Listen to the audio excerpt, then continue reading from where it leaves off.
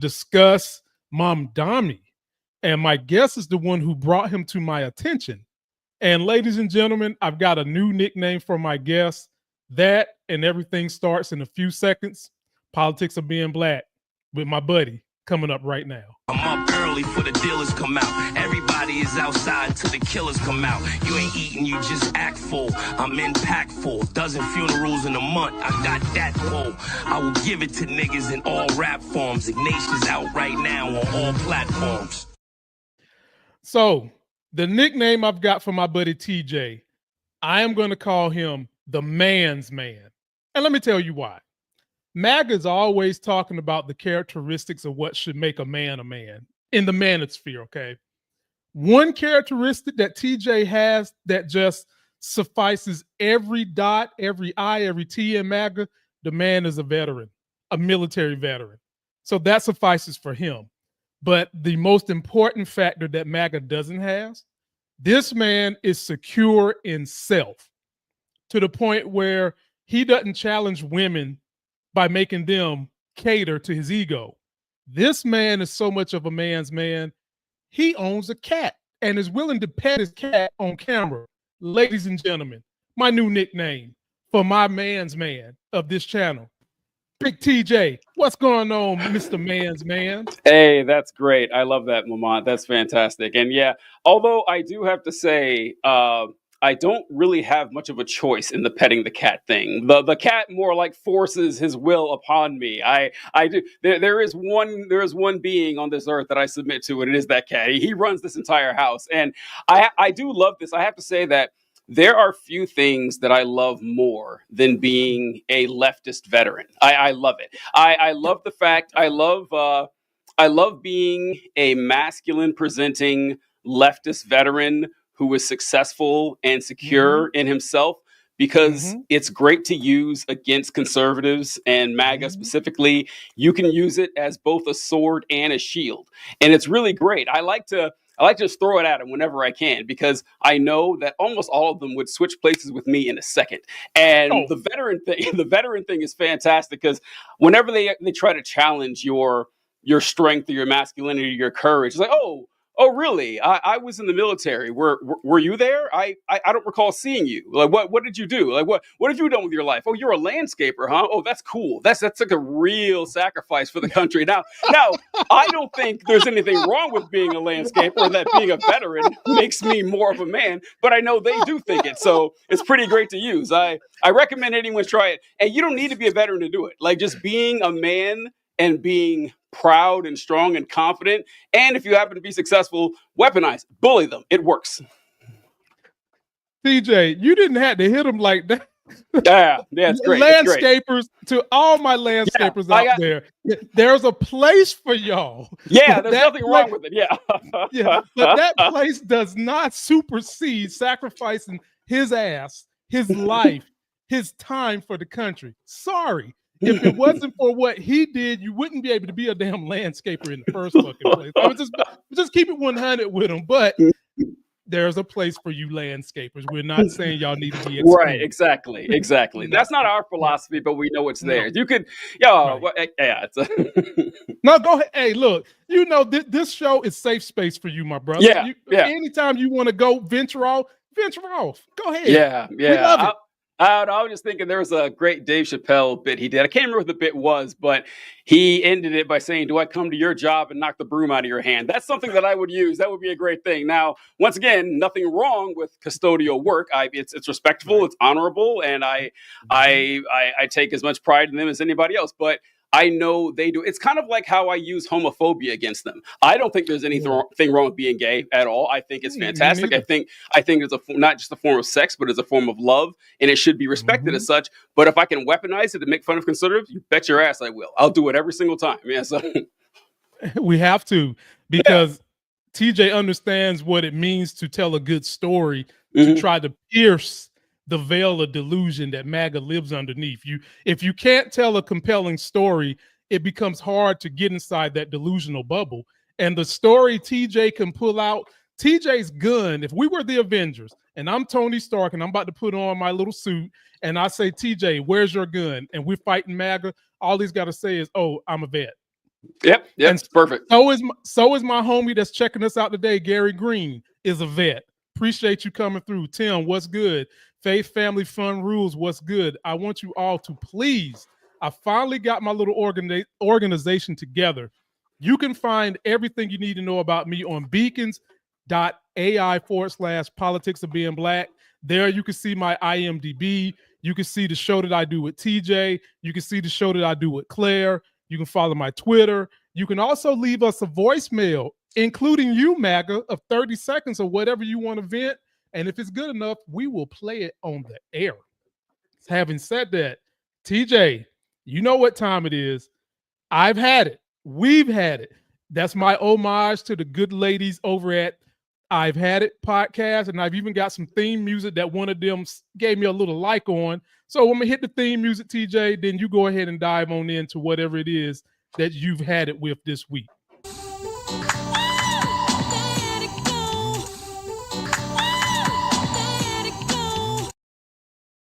Floor is yours, TJ. What have you had it with? Well, wait a minute. We've had it. That's a new one for me. I don't remember this. This must have happened in the last 2 weeks sometime. Is this the replacing the politicking while black? Yes. Okay. Yes. It's two things. It's an SEO thing, number one. And number two, there's people that follow me that follow the I've Had It podcast, and one of them follows me too. And I clearly wanted them to know that I'm biting this from them. So this is also my chance to tell people to go watch their podcast too. Simple as that. I love it. It fits well, right in place with the theme anyway. But all right, so here's mine. This is one that I'm sure you've heard of. You live in the South, and so I guarantee you've run across this, that there has been this charge, honestly, over the last 100 years to this lost cause narrative with the Confederacy, and not just saying that it's ever since the Daughters of the Confederacy or Daughters of the Confederation, I can't remember what they were called, but they have twisted the narrative into making us think that, oh, these Confederate statues and these Confederate monuments, they don't exist to actually honor the Confederates. They exist so we can see the statues and then learn from history that we shouldn't do what these people did. And I found a video of a guy saying this exact same thing. I don't remember his name, but he was saying that, when someone walks into a building named after Robert E. Lee, what's going to happen is they're going to look up who Robert E. Lee was. They'll find out about the Confederacy, and they'll see, oh, wow, look at all this. They started slavery. What an awful thing. And they would have never done this if we don't name buildings after Robert E. Lee. So in a bit of shameless self-promotion here, I'm going to air a video response I did to this that I wanted you to check out. So you can pull that up whenever you can. And TJ, again, there is no such thing as selfless promotion when me and you get together. Promote the fuck out of your shit because it's incredible. Yep. It's incredible. Here we go, ladies and gentlemen.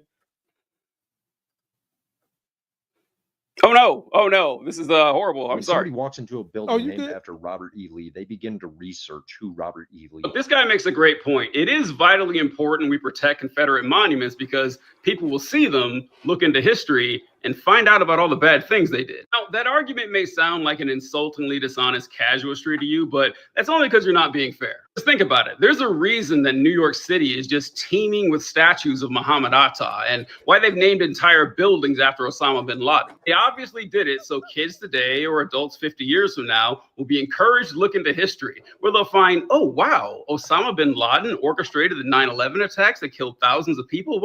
How awful. Well, what a terrible person. I'm so glad we named a school after him. Otherwise, I may not have ever known this. This is why we have a statue of John Wilkes Booth outside of Ford's Theater in D.C., or why they have entire public libraries named after Lee Harvey Oswald in Dallas, Texas. Hell, this is why the current NBA champs are a basketball team named the Oklahoma City Bombers, in case sports fans want to learn about Timothy McVeigh. But what's really funny about them asserting we have some sort of statue-based education program, which is insane, by the way, because I would never know anything about the French Revolution because I've never actually seen a statue of Robespierre, or ridiculous. But if we roll with this, you guys could be building statues to Nat Turner, or naming bridges, roads, and state holidays after John Brown, people who actually fought against slavery. But no, that's not the case. Instead, you'd rather spend all your time defending these heroic statues built in honor of men whose only significant contribution to history was fighting for a state that wanted to keep Black people specifically enslaved in perpetuity, which is what the Confederacy fought for. It's in the first article of the Confederate Constitution.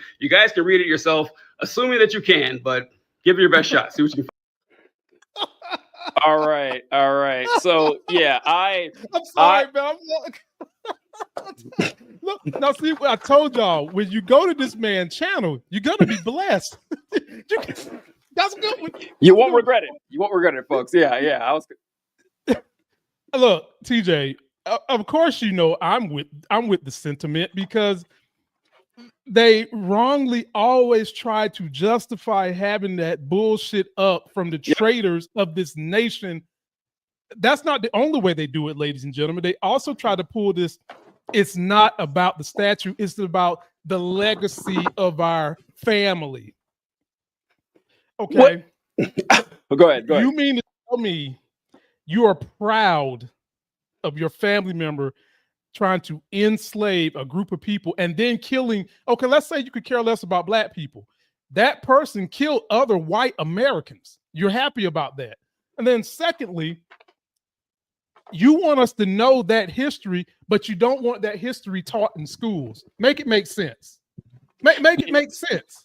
Yeah, it's what bothers me is that it's dishonest. That's what bothers me more than anything else, that they will tell you that slavery is bad, what the Confederacy did was bad, but it's important that we honor this legacy. And the question is why?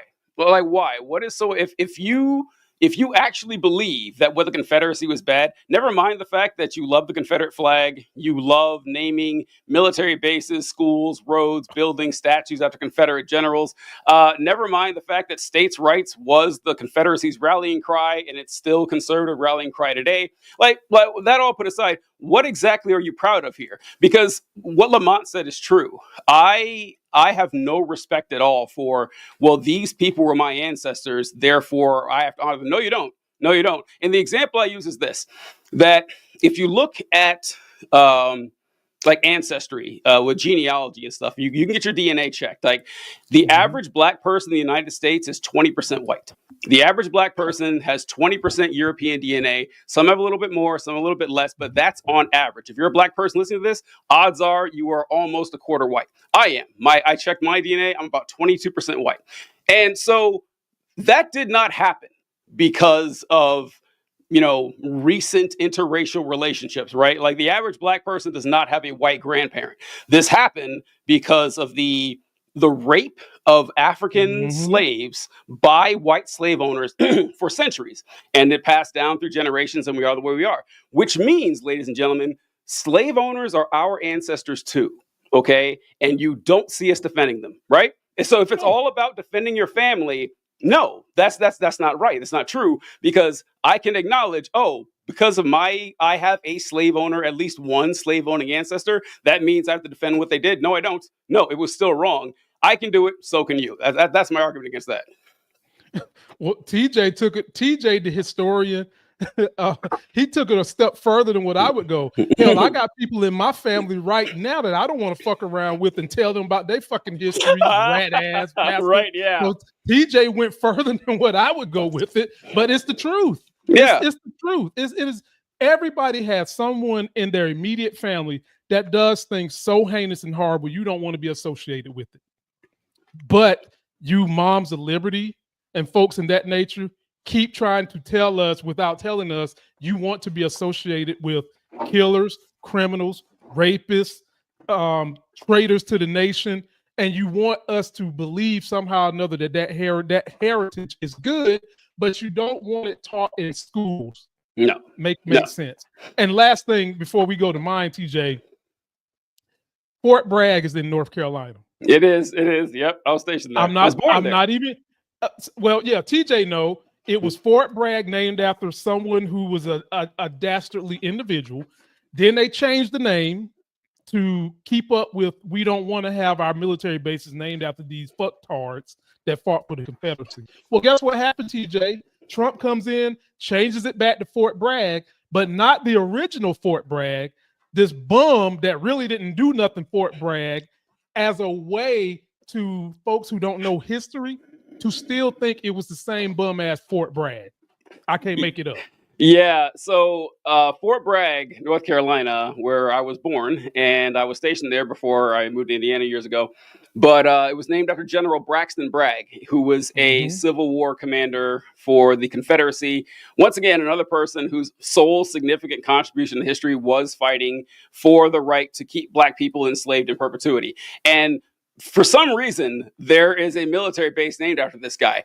And they went to change. This came along a few years ago where the Department of Defense said, we're going to rename all of these bases. There are a lot of bases named after Confederate generals: Fort Bragg, Fort Benning, Fort Lee, Fort Polk. There's several of them. And what they did usually with these bases is they took the name and they changed it to someone else who had also done something for the nation. I can't remember the names of the other ones. Fort Bragg was different, though. Fort Bragg, they changed to Fort Liberty, which I have to say, dog shit name. I hated the name Fort Liberty, North Carolina. It sounded awful. It's like, say what you want about Braxton Bragg, but the name sounds cool. Fort Bragg is a cool sounding name. I got to admit that. But yeah, what Lamont said is correct. They ended up going back in and saying, oh, we're changing it back to Fort Bragg, but it's not named after Braxton Bragg anymore. It's named after some private, I think, who got a Medal of Honor for driving an ambulance during World War I. I can't remember. It was something like that. But someone you've never heard of. Him. That's him. That's him. Yeah. And they're rolling with that. So they're renaming all the bases, and they're honestly kind of clever in getting around it by naming it someone else who had the name. But yeah, that's the rule. But we all know what it actually is for. It's to appease the racists who just love the names for no. And like, you hear Trump talk about this, and he says his defense of why we shouldn't change the name, mind blowing that he gets away with this, because he says, listen, we won a lot of wars out of those military bases. Why would we change the names? It's like, well, the base isn't going anywhere, right? Like that, the buildings and the personnel are going to be the same. It doesn't matter if the name changes, but racism means a lot to these folks. 100%. That's their fuel. Racism and hate is their bread and butter. They are willing to eat that up more than they are willing to take care of their own personal needs. It's simple as that. And that's the sad fight we're having to fight, ladies and gentlemen, is that we're dealing with individuals willing to do that. And speaking of that, TJ, we've had it, bruh. I've had it with the Supreme Court.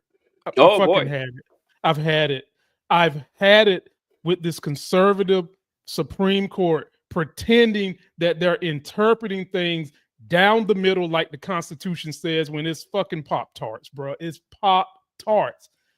It bothers me that the same people who will tell you, and I'm gonna save what I want to say about John Roberts later, because John Roberts came out and made a quote. And I'm bothered by the Supreme Court with their fake ass interpretations, because those same people that make these interpretations that govern everybody are some of the same people that'll tell you they love the Lord, they love God, and their interpretation of loving the Lord and loving the God is cheering for the heinous deportation of people illegally, cheering for that shit. Their loving God, loving the Lord is, we don't want abortions, but when the baby get here, we don't want to feed them, we don't want to take care of them. Their interpretation of what God would do, loving God and living a Christ-like life, is we don't want to feed people, even though we keep telling everybody in the world we are the most richest nation in the country. So no, I have no love for this Supreme Court, because their whack-ass interpretations is taking America back. Floor is yours, man. No, yeah, the Supreme Court is one of the more frustrating parts of the entire American political experiment, because we are taught that we have three co-equal branches of government, the legislative, judicial, and the executive, and that there are checks and balances on them all. One's not more powerful than the other. Not true. The judicial is clearly the most powerful one, like obviously the most powerful one, because it can essentially overturn what the executive and judicial do, and they got to start all over again. Like, the executive branch can't say, well, actually, no, we disagree with Supreme Court, we're going to do it. That can't happen, right? That's not how the system works. I mean, that's not supposed to, at least. On occasion, it has happened, notably with Andrew Jackson, who just ignored the Supreme Court, but everyone just kind of rolled along with that. But yeah, and then there's this farce that people teach to us in civics class when we're in middle school, that the Supreme Court is a non-political body, that it is a neutral arbiter of the Constitution. No, it is not. And it has never been that way. No, it is. And on occasion, the Supreme Court will do something that is laudable, like Brown versus Board of Education or something. It's okay. The Supreme Court has decided that segregation is illegal. It changed its mind, by the way, because 60 years earlier, they said segregation is perfectly fine, which I think is all you need to know, that the Supreme Court is not some consistent body that is interpreting the Constitution. My favorite is when they say that they're interpreting the Constitution the way the founders wrote it, because no, you're not. Oh, Lord. You know you're not doing that. And my favorite example of this is the Eighth Amendment. In the Eighth Amendment, I believe it's the Eighth Amendment, where it says that the United States government cannot enact any cruel and unusual punishment. But that's subjective. And James Madison wrote that. And I guarantee you, whatever James Madison thought of as cruel and unusual punishment is way more than we would ever even consider, right? Like James Madison would have said it was okay, to tar and feather people. We'd say, no, that's cruel and unusual. But James Madison wouldn't have thought that. So of course you're not interpreting it the same way. So yeah, it is unfortunate that if you get a situation like we have now, where you have any type of ideology controlling the court, that's the way the country is going to look for several decades. And Supreme Court justices have lifetime appointments. Lifetime appointments. Bruh, like when TJ talks about the lifetime appointments, I want you guys to think about how, because of technology and advances in technology, advances in health, how quickly someone who's been in that court 20 years is out of touch with life, because they live in a bubble.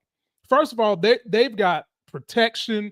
They've got routines that are protected. They've got specialized places that they go. They cannot tell you what it's like to live like an American person, like a regular person. And then on top of that, they'll shield it by they don't watch certain things that the regular person has to watch. They don't have to live the way the American person has to live. And so you do that, and you get somebody who got in the Supreme Court, Clarence Thomas in 1992, 93, and he's still there now. We know he's crooked. We know that he's taking money from Harlan Crow. These are facts. These are not things I'm making up. This has been substantiated, but he's not recused himself. There's been no move to take his ass off the court. You're going to get the court bending to the will of whoever's financing their wheels, ladies and gentlemen. You're going to get that shit. And this is what we're getting. The Supreme Court has rolled back rights that have stood previously. As TJ said, abortion rights were settled back in the 70s, and now it's not anymore. Now it's against the law unless you go to certain states. And so I've had it with the Supreme Court. I've had it. Democrats need to figure out a way to get power and do exactly what Trump is doing. The rulings that this Supreme Court just ruled down basically took power away from themselves and gave a little bit more power to fucking Trump, which is unbelievable, which goes to show you that they, to some degree, are a little bit bought. But having said that, TJ, I want to ask the audience to leave me what you think about these I've had it. You can always leave us a voicemail right here, beacons.ia/politics of being black. Subscribe to me, subscribe to TJ. Leave a voicemail if you're feeling nasty like Janet Jackson. And now we'll get into the things me and TJ want to discuss. So TJ, you go first today. What you got on the docket for us today? I love a good nasty Janet Jackson reference. That's some good song. My first name's not Baby, it's Janet. It's Jackson, Janet, baby. Miss Jackson. That's right. All right. So you mentioned Mamdani earlier. I didn't know that I brought him to your attention. I'm flattered to hear that. I mean, but to be fair, I'd never heard of this guy until 3 weeks ago. I'd never heard of him. The only time.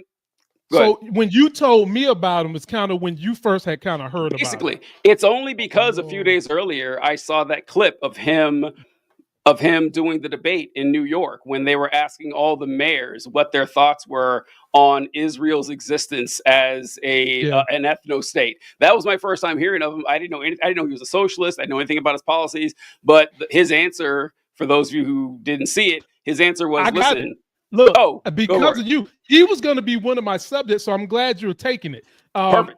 Not only do I got the clip in which you brought it to my attention, but I've got another clip that really, really ingratiated him to the people of New York and put his ass on the map for a lot of people who are tired with the establishment Democrats. And I don't know if you've seen this one, but I've collaged them together. So let's take a quick look at it.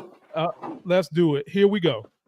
Just say the name right, Mamdani. This is a man who has done nothing. Former Governor Andrew Cuomo tried to turn the tables on the 33-year-old socialist nipping at his heels. He has zero accomplishments. I want to be very clear. And now he thinks he's going to be ready to be mayor. But on the subject of experience, Queens Assembly member Zohran Mamdani flipped the script. I have never had to resign in disgrace. I have never cut Medicaid. I have never stolen hundreds of millions of dollars from the MTA. I have never hounded the 13 women who credibly accused me of sexual harassment. I have never sued for their gynecological records, and I have never done those things because I am not you. I'd like to go to the Caribbean as my first visit. Mr. Cuomo? Given the hostility and the anti-Semitism that has been shown in New York, I would go to Israel.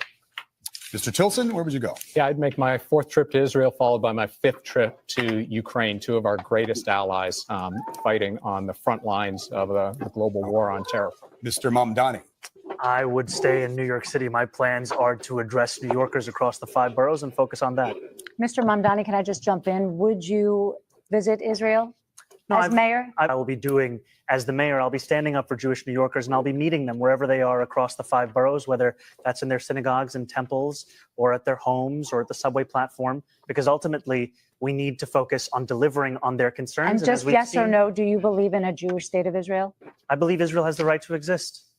Not as a Jewish state? No, as a state with equal rights. Incredible. Incredible seeing it even again. That is wild. Did you see the way he took down Cuomo? Which was, folks, every single thing he said was true. He made it funny. The little line about the women's private information, that was but this is what Cuomo did.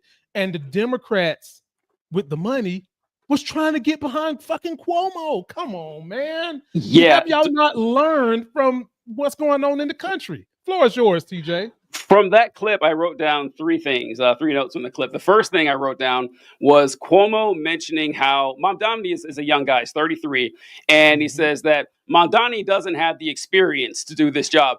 And I got to say, after Donald Trump was elected in 2016, I can't believe anybody talks about experience anymore. Experience has never mattered in politics. It's never mattered. We pretend it does, which is why it's actually kind of frustrating whenever people did this with Hillary Clinton a lot. Or I mean, hell, they do it with a lot of politicians, but they say, this is the most qualified person for the job. It doesn't fucking matter. It doesn't, okay? It doesn't say, here are the qualifications of being president. Being a 35-year-old U.S.-born citizen, I think you have to be in the country 14 years. That's it. If you got those 3, you are qualified to be president of the United States. Thank you. You know what the qualifications for to be on the Supreme Court, since we just mentioned them? There are none. There are none. If you look at the Zero. You look at the Constitution, you don't need to be a citizen. You don't need to be a lawyer. You don't need to be a judge. You don't even need to be an adult. There's not even an age qualification for there. You could have known. If the president appoints a 9-year-old Romanian girl and they're confirmed by the Supreme Court, they could be, or that's confirmed by the Senate, they could be on the Supreme Court. So yeah, miss me with the whole experience thing. It's never mattered in politics. They joke that elections are popularity contests. Yeah, they are. They are. I'm sorry. Yeah. That's what it is. That's just what we got. Especially now. Yeah. And the second thing I wrote down was no fucking shame, man. No shame on Andrew Cuomo. If I were Andrew Cuomo, and all that shit had happened where I had publicly sued for women's gynecological records, where I had to resign in disgrace because of my sexual impropriety, or at least the accusations about them. If I were being held responsible for the deaths of hundreds of elderly New Yorkers during COVID because I ineptly handled the nursing home situation, you would never see my face again. You would never see I certainly wouldn't try to get back in politics. And the other one, what you mentioned just then about how people were backing Cuomo, that is wild to me, because I have a clip about some Republicans being afraid of Cuomo, but the Democratic establishment, the governor of New York, the AIPAC people, like all these folks are leveraging so much against Mamdani for Andrew fucking Cuomo. Like of all people, Cuomo. like the one of the worst people that in the state of New York, and they are Horrible. banking millions of dollars on this guy because they're so terrified of Mamdani for reasons, right? For reasons, not even good ones. It's kind of wild. So I've talked about Mamdani at least 3 times with some of the other TikTokers that I'm trying to build the coalition with, and I've always tell TJ thank him for being here because you was one of the first that said, Lamont, I'm a ride with you. You trying to turn this shit Absolutely. around. I'm a ride with you, and he's been doing that ever since. It was because of him I found out about Mamdani, and I did some digging. There's nothing radical about what he's saying. They keep trying to say he's radical. The man wants a cap on increases in rent. Nothing radical about that because New York is fucking expensive, ladies and gentlemen. He wants to lobby everybody to get together to raise minimum wage to $30 an hour, not tomorrow, not next year, 2030. 2030. Time to get everybody prepared. He wants public transportation free. He wants early child care free. And what does free mean, ladies and gentlemen? It means socialized. It means that all of our taxpayer dollars, instead of it just being handed over to corporations to be their puppets, that money flows back to the people that actually need it. I always say when people want to throw that socialism in your face, TJ, you've heard me on this business pony before. Why are you guys trying to make socialism a bad word when you're already fucking doing it to your benefit? You're already handing Amazon millions of dollars to come in your community, then giving them tax breaks to be there. That money could be better served by the people that's been holding up the community. As TJ mentioned when we had this conversation, when somebody goes to the ER that doesn't have health insurance, everybody else is socializing that one of 2 ways. Either it's getting written off by the hospital, or our premiums on insurance go up. We're paying for it. That's socialism, ladies and gentlemen. TJ worked for a socialist company called the military. Y'all love that kind of socialism. But when it comes to socialism that can help the middle class, and Mamdani's talking about it, you got a problem. Last point, TJ, I'll say, and I'll give it back to you. My grandma used to always say a hit dog or holler. when Mamdani won, Teddy Bad Cruz was running his fucking mouth. Marjorie Trailer Park Trash Green was running her mouth, putting up statues of liberties covered up in burqas. Charlie Cut in the Butt Kurt was running his damn mouth. And Stephen, I'm a racist for sure, Miller was running his damn mouth. And people, when somebody is coming out with that kind of impact, it should tell you something good for the Democrats, because Democratic presidents and office members tend to be younger, tend to have bold ideas, tend to have progressive ideas. Look at Kennedy, John Kennedy, not RFK, and others who have won. Look at Bill Clinton when he first got in office. Look at Barack Obama. We tend to have younger people with progressive ideas that can help everybody. Floor is yours, TJ. Yeah, this reaction to Mamdani has been pretty incredible. And I'm going to dovetail exactly on what you were mentioning about the Republicans. Now, actually, it's the Republicans and the Democrats, because I have a clip from Fox News. And this is from, I think, Fox and Friends. And on the show, they are talking about Mamdani and they're trashing him. And their guest is Eric Adams. And Eric Adams, Lord. yes, Eric Adams. Now, Eric Adams last year got in trouble. It was a scandal in which he was using public money to, he was going to Turkey. He was taking bribes from the government of Turkey. That's right, on Turkish Airlines. And so there was this really funny thing when they were looking through the records where he would be flying to like South America, but he would stop in Turkey first because he had to, because he always had to travel on Turkish Airlines since they were bribing him. And the bribe was for something hilarious too. They were constructing a building. They wanted to avoid like a fire code inspection. And so they were bribing him for that. So God knows what else he's been bribed on. Totally corrupt. And then he got Trump to intervene and get the charges dropped. Ever since then, Eric Adams, who is a Democrat, has been kissing up to Trump and Republicans. And can you pull this up, Lamont? Let's see him talking about Mamdani. By the way, ladies and gentlemen, Eric Adams is no longer a Democrat at this point. He's an independent. He filed the paperwork to make himself an independent. And TJ, true story.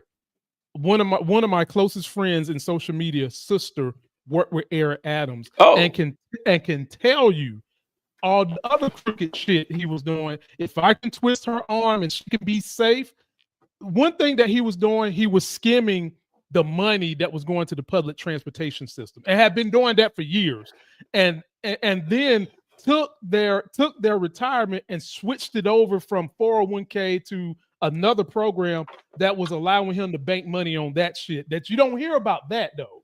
But the mere fact that he went as a Democrat in the beginning to get help from Trump, as a Democrat, that should automatically tell you everything you need to know. Here we go. All right, here we go. Here's Fox and Friends. This candidate, Democratic Socialist. He wants to freeze the rent.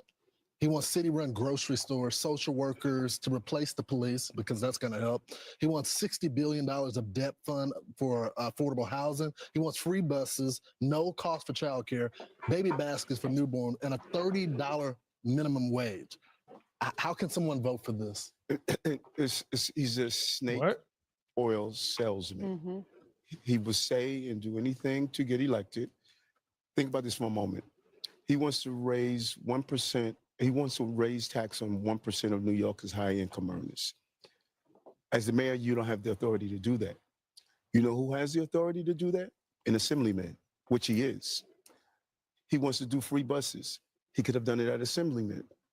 He doesn't understand the power of government and how you must making sure you improve your economy, raise the standard of living. And this is what we've done in the city. And I'm looking forward to being on the campaign trail and showing New Yorkers we can't go backwards. Okay, I've got a lot to say here about this clip. Please, So please.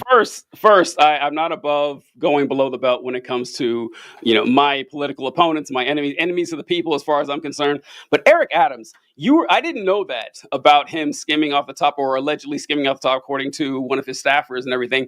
But I'm not surprised, of course, because Eric Adams just seems cartoonishly corrupt, even for any random politician, but he doesn't seem particularly bright either. And this isn't, he doesn't seem particularly smart. What was he, like a police chief before? He was a police officer, then a police chief, and anyone who sounds very similar to Mike Tyson, I don't even know how you won office in the first fucking place. But I digress. I'm sorry. No, I was right about to go there. And this is, I always have to be careful with this because I am fortunate enough to be a decent speaker. So I'm not trying to say that people who aren't particularly good orators are unintelligent. You can be a really bright person and not be good at public speaking. But after a while, let me help preface it so that people don't think that you're being one-sided.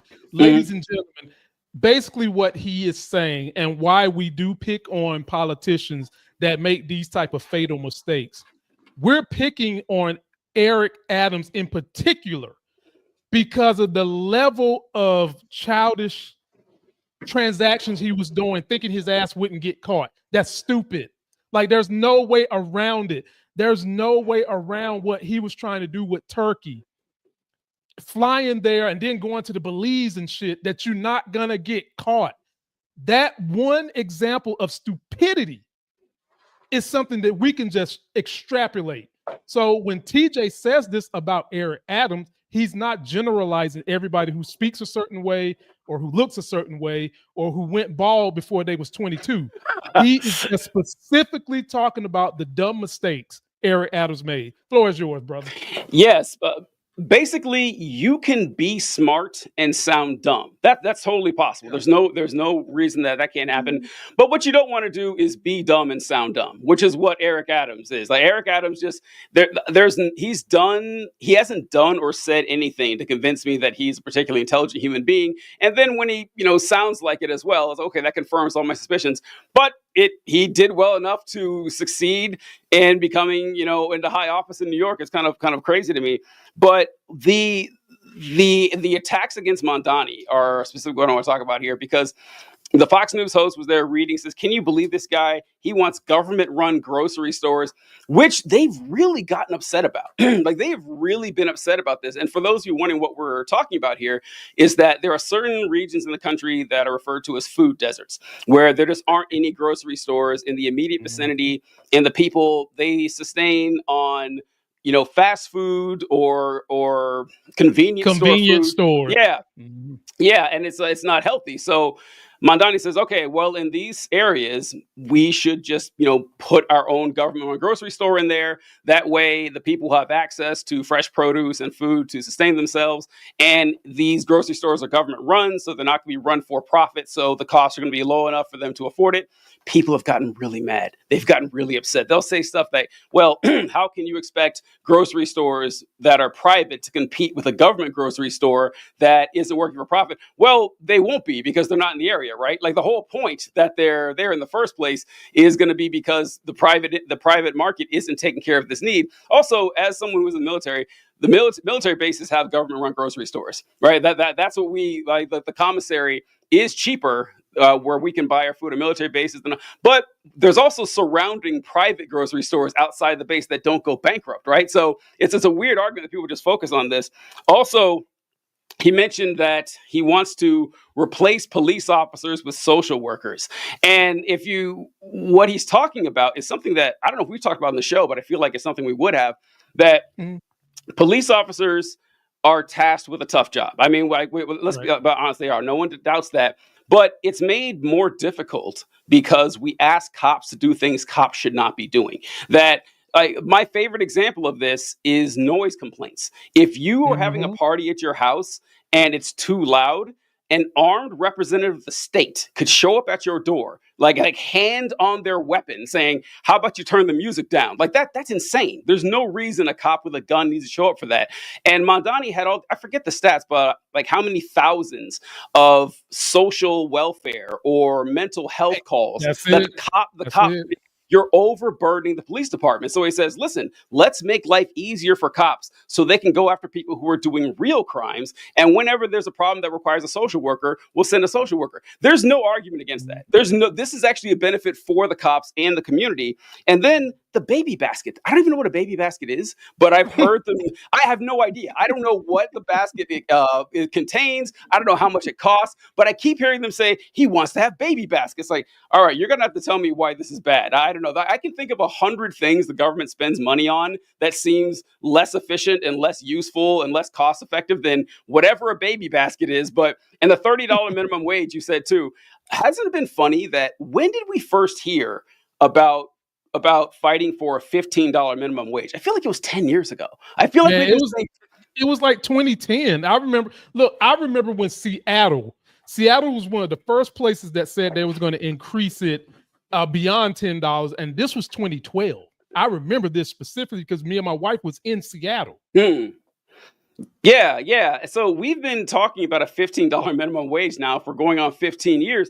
$15 minimum wage is not going to be high enough. It has to go higher, right? Like that, and in New York City, I guarantee $15 minimum wage seems insufficient. So yeah, I don't understand the reflexive response to, and the last one where he says he wants to raise taxes on the top earners in New York City by 1%.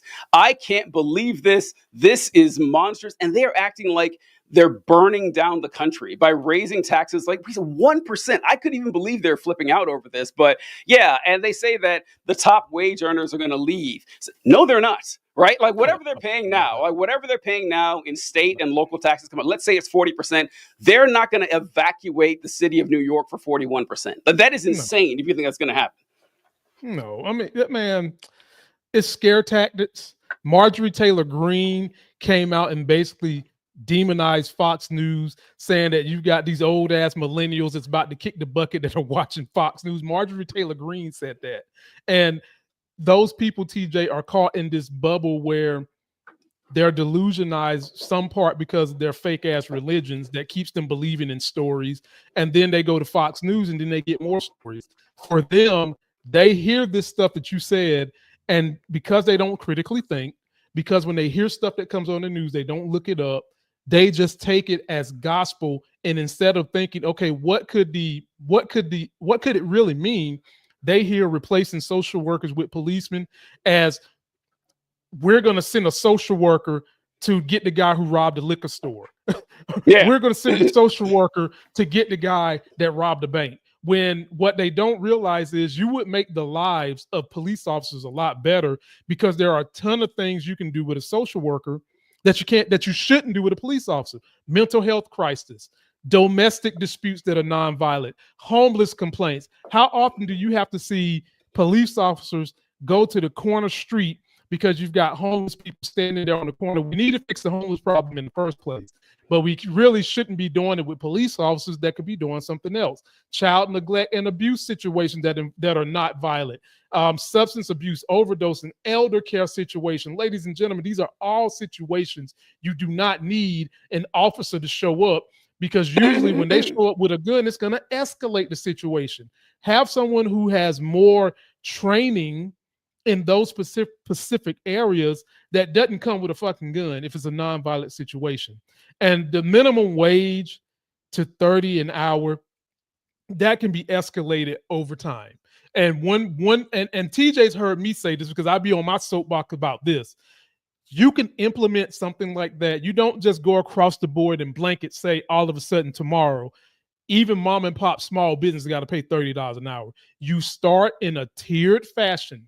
If your business is bringing in whatever the number is going to be, 10 million, 11 million a year, you start increasing it from there. And as the economy gets rolling, then you slowly roll into where you've got the mom and pops paying that fee. And what he's doing with trying to cap housing is what we should have been doing in the first fucking place. Because I always say this to TJ and everybody that'll listen: inflation always benefits the wealthy twice, and it hurts the middle class and poor twice. Because when the government pumps money into the economy, majority of that money goes to the rich. The first leg that gets pumped out goes to the rich.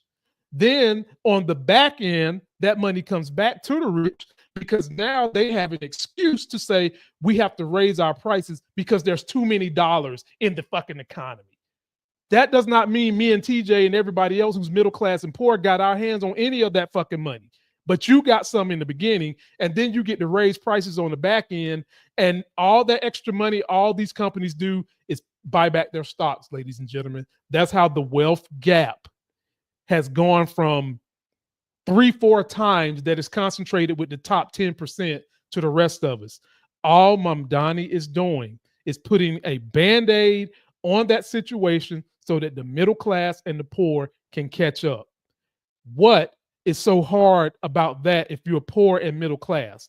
What do you think? You're going to keep waiting for the rich to come save you? If they ain't done it now, their asses is not coming no time soon. The knight in shining armor is not coming.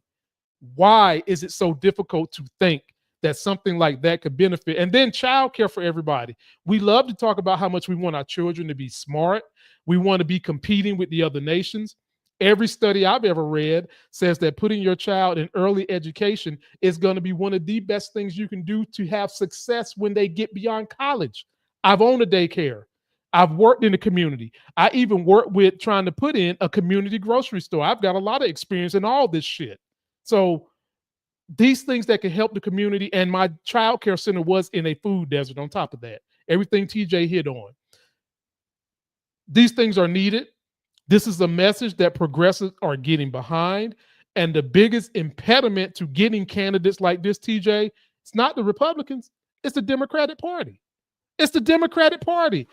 The governor of New York, she didn't come out and say she's not going to endorse him, but she did the political PC thing. I don't know, I got to wait, blah, blah, blah. No. You was just endorsing Cuomo, whose rap sheet is almost like fucking Trump's. We're tired of that. Maybe your corporate bosses aren't tired of that, but the American people are tired of it. You get the last word, TJ. Yo, I feel like we're going to bounce on this because, yeah, there's a lot here. This is, with your last point, with how Democrats aren't big fans of Mamdani either, not surprising, but still incredibly upsetting. That what people have to realize that we talk about money in politics and why money in politics is bad. This is exactly why. Because if you're running for office, right, you need money. So the higher the office is, the more money you're going to need. And you look at the odds, the person with the most money usually wins. So you want that money on your side. Now, there's two ways to get this money. The first way is you can get it from your constituents, the people who you will be serving, the people who are going to vote for you. And they are limited with how much money they can donate. First off, your average person and below, maybe even slightly above average and below, is not going to have the extra cash to donate to a politician, right? They need that money to take care of themselves and their family. So already, even with your constituents, you're still skewing toward higher end earners who are going to be donating to you. But it's a more honest way to do it. The second way to do it is to get donations from mega corporations and from, act like the actual 1% and billionaires and companies giving $1 million, because corporations are not limited. Actually, they're not actually limited with it, because they can donate to super PACs. They can donate as much money to super PAC as they want, and the super PAC can donate to you, but you know who it comes from.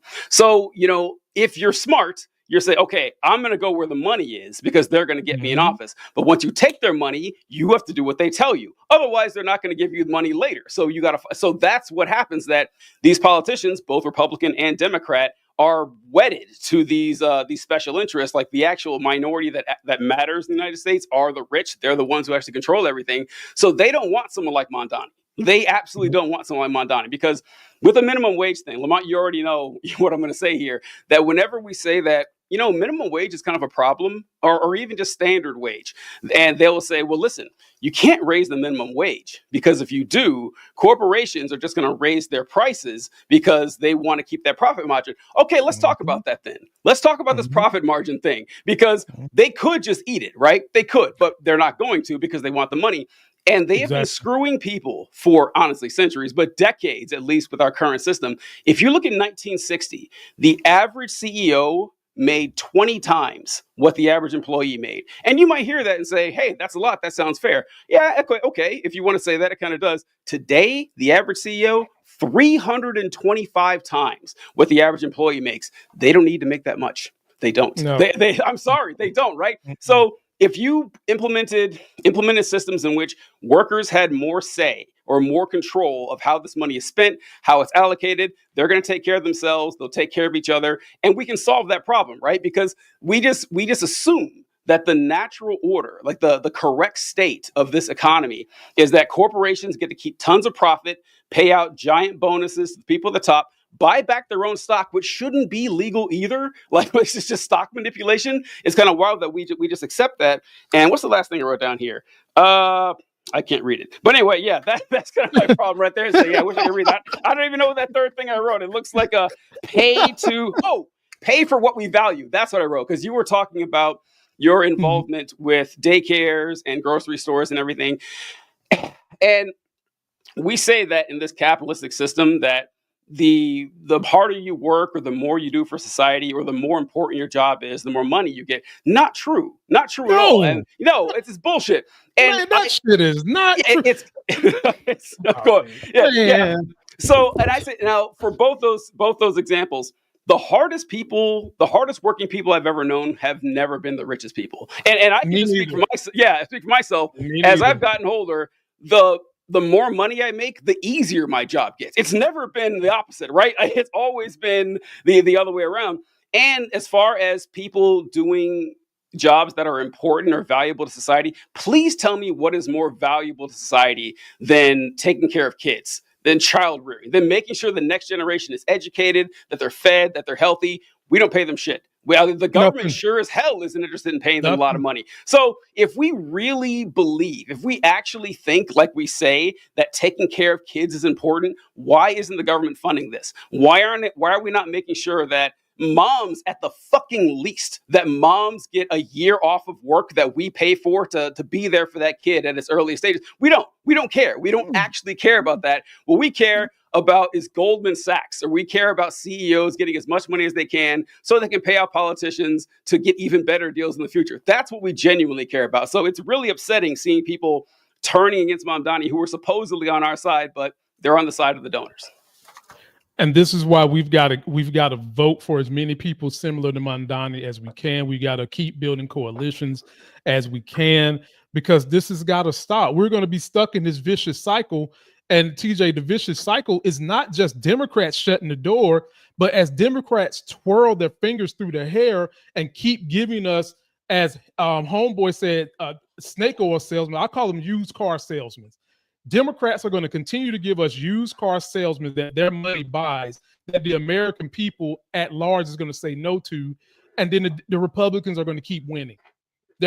Democrats are playing the short game. They are playing the short game. If we could sit in a room and place the far left policies with the quote unquote far right policies, the average person would go left every time. They would go left because the average far left person is about taking care of everybody instead of consolidating the money and the power at the very top and then letting those people set the narratives for everything. I mean, they set the narrative for how you vote with their money. They set the narrative on who you vote for with your money. Then they set the narrative on your workplace, on your workspace, on your health care. No. America could have nice things, but we've got to take it. As TJ says on TikTok, power is taken, not given. We've got to take it, and New York has decided that they're going to try to take it. TJ, I didn't bring my cord, so we got enough time for one more thing before my battery kicks the bucket. What you got for me today? We'll do all yours today. All right. Well, I'll bring up one more thing about Mamdani, and that's them attacking him on the racist front, which we didn't get to. But I'm going to read this real quick. Yeah, right. Yes. Please. Let me pull it up. Yeah, so this is from Representative Andy Ogles, a Republican in Congress, who says Zorhan Little Muhammad Mamdani is an anti-Semitic socialist, communist who will destroy the great city of New York. He needs to be deported, which is why I am calling for him to be subject to denaturalization proceedings. Attaches my letter to Attorney General Pam Bondi. Yeah, so like Mamdani became a U.S. citizen about 10 years ago or something like that. And Republicans are saying, you know what? Since this guy is a socialist, this guy disagrees with our system of economics, this makes him a terrorist. And because he criticizes Israel, he's against national interests, we need to denaturalize him. And I want to point this out to folks that, so what Lamont mentioned is that for the most part, I agree that if you talk to your average person and line up a ton of left-wing policies, a ton of right-wing policies, for the most part, the left-wing policies make more sense. There are a few notable exceptions, one of which is immigration, which is kind of disturbing, like how many Americans are far right on immigration. And this first came to my attention back in October. And in October, I saw the Republican National Convention, and they had a bunch of signs up there. Do you remember it said mass deportation now? Do you remember they were holding those signs at the RNC? Yeah. And I saw that and I said, oh man, the American people are going to revolt against this. The American people don't want that. And the next week, I saw a poll, and I saw several others afterward, where it said, do you support mass deportation? 54% of the American population said, yes, I support mass deportation, and it stayed consistent. And then if you look at the polls, it wasn't always like this. That if you go back to 2015, 2014, the support for immigration was high. But over the last decade or so, a lot of Americans are all now, they might say that they're against the way Trump is doing it with, the ICE deportation, stuff like that. But as far as the concept of deporting people from the country, the undesirables, a lot of Americans are on board with it. And to the point that, like, it is wild to think that this isn't some random state representative in Roanoke, or like a Rhode Island or something like that. This is a sitting member of Congress, a Republican, saying, yeah, we need to denaturalize this American citizen and deport him. And it's not even a major news story. It's not. It's not a big deal at all. And so that, I think that, those attacks, and especially there was a CNN clip, I wish I'd have brought it up, where she said that, a lot of people are worried that this guy's a Muslim and that he's the mayor of New York. A lot of people have been saying this, and I haven't seen this much Islamophobia since September 12th. Like right around that time, you had a whole lot of it. But it is like what they're saying is Mamdani on the racist part is really disturbing. I don't know if you've seen that too. Oh, I've seen them all, man. And because this is what works. Do you remember they tried to do this with Barack Obama? Not this harsh, but they did. They basically tried to say the man wasn't even American. They tried to say the dude wasn't. Donald Trump was calling for his birth certificate, ladies and gentlemen. Real quick, I'm sorry.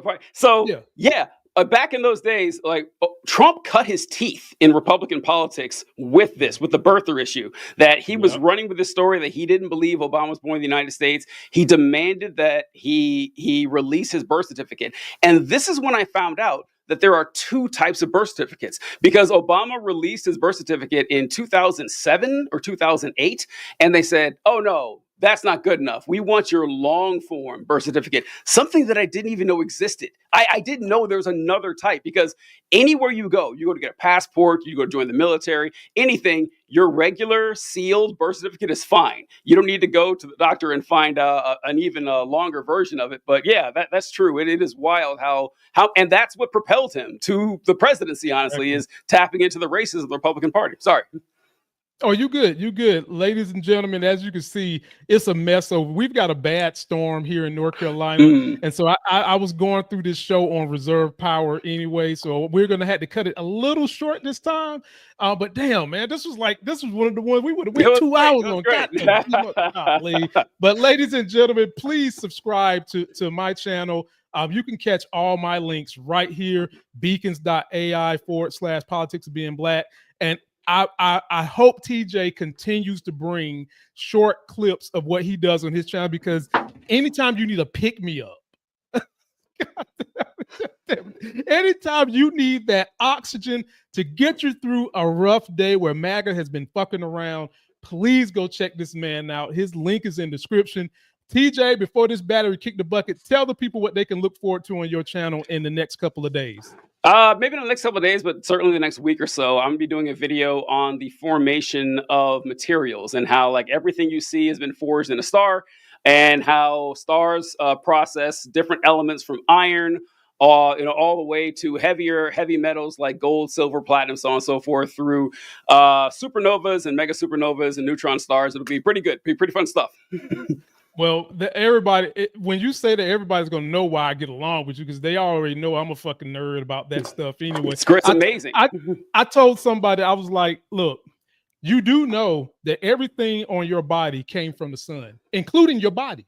You do know that, right? You do know you was born out of something that supernova possibly came as a black hole, and everything that you see comes from the sun. No, what are you talking about? Of course, this was someone who was into the Bible and religion and stuff like that. You know how it goes. So anyway, ladies and gentlemen, we'll be back in 2 weeks with TJ. I'll be back all week long. You know what I'm doing. Please subscribe to both of our channels. Please go check me out. I've got a newsletter now that I'm giving you guys information each and every week on what's going on, the top stories in politics. Check me out. Until that next Sex is Hell video, we're out. Later, folks. Yeah, my bad, man.